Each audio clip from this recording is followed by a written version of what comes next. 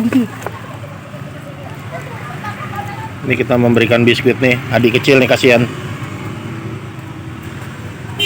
Yuk, maju dikit. Yuk, buruan mau jalan. Ya. Oke. Yuk, Dek. Ya. Ya.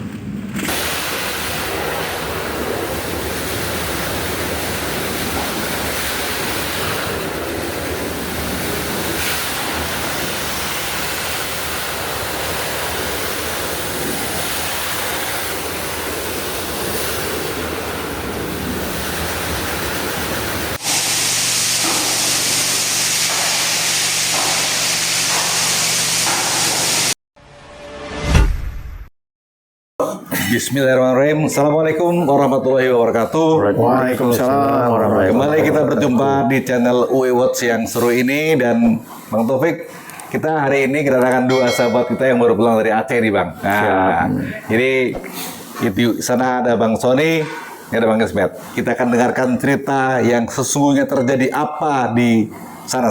Dan kayak kita yang insya Allah pekan ini juga akan berangkat, tapi kita perlu informasi dahulu awal seperti apa yang kami harus siapkan. Silakan Bang Sony.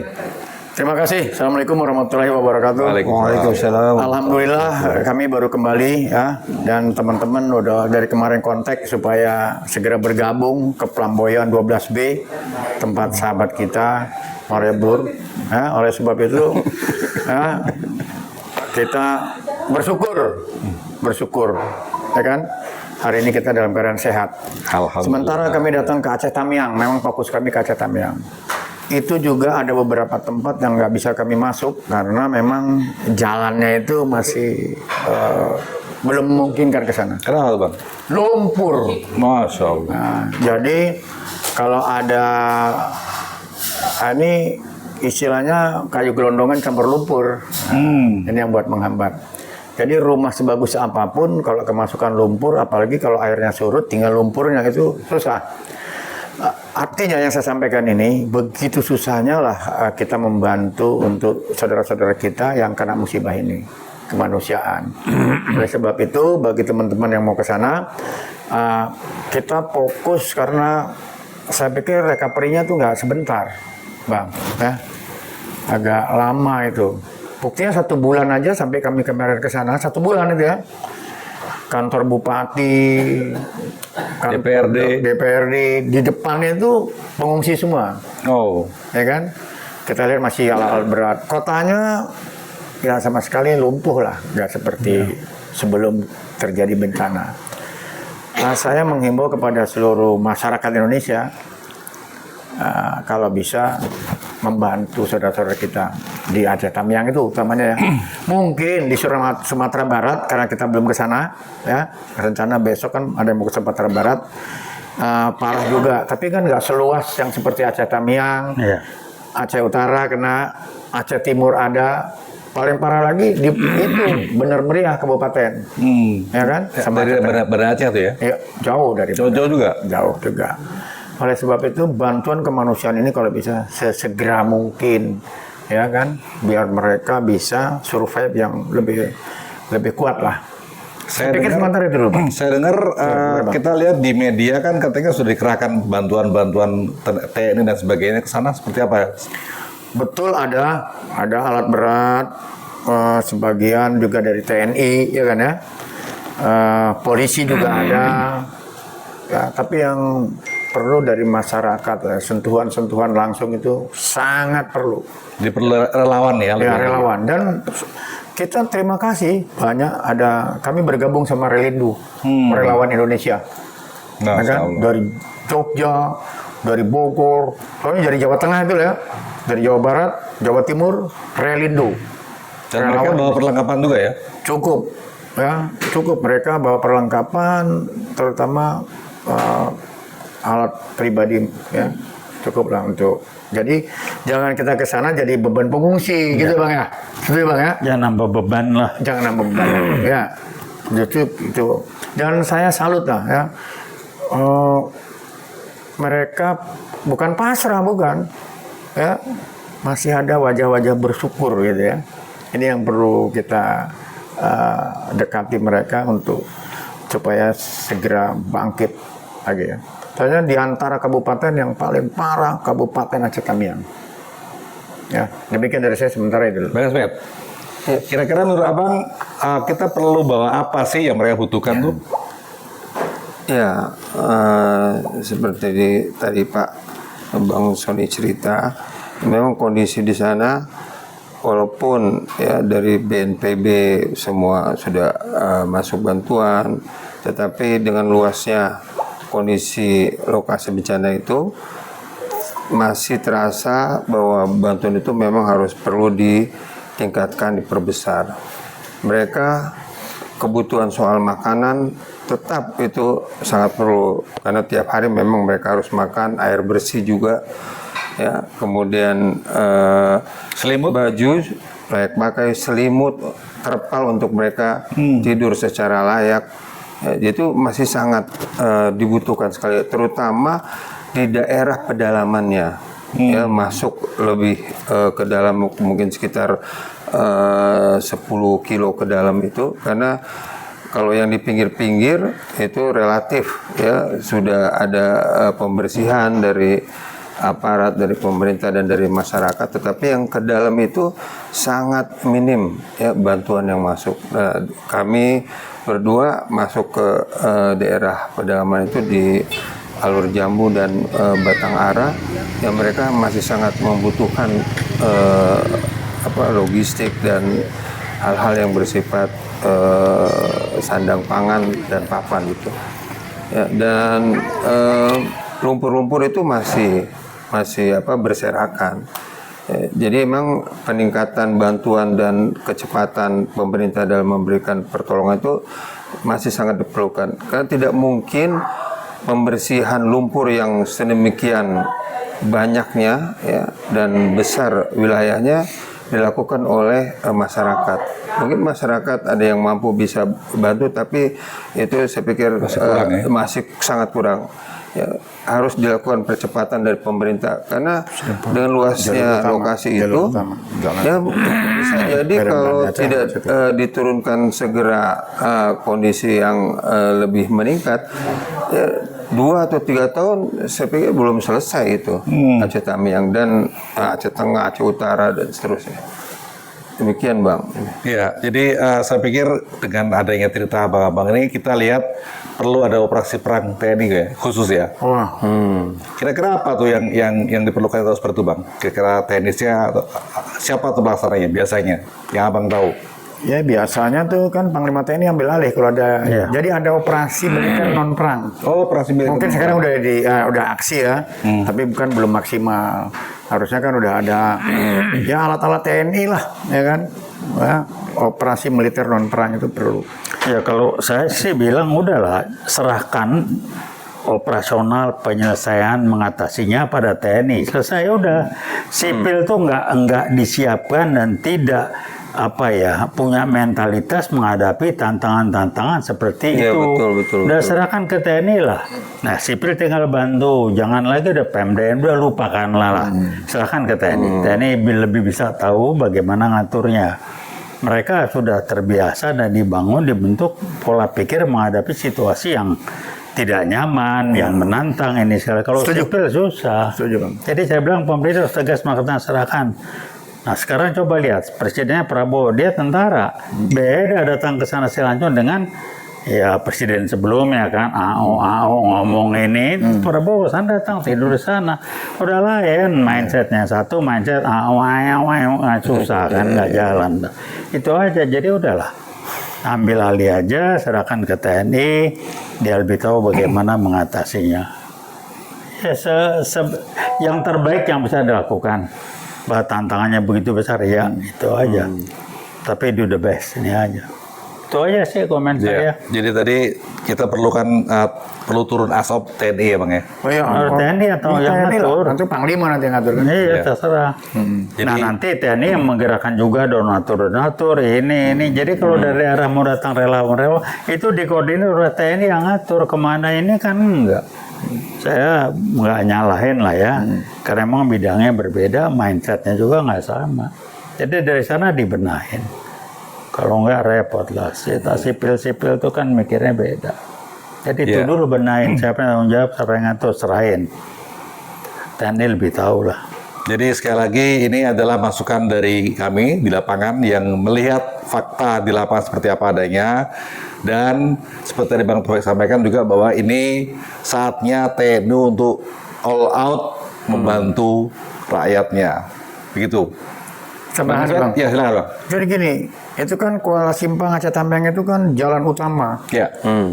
Medan ke Aceh, Banda Aceh. Oh, Dari iya. situlah masuk ke Aceh Timur, ya kan, Kota Langsa, Loh Semawi, terus sampai ke Banda Aceh. Yang panjang jalan itu 600 km dari Medan. Boh, cukup jauh. Ya, lah cukup ya. jauh kan?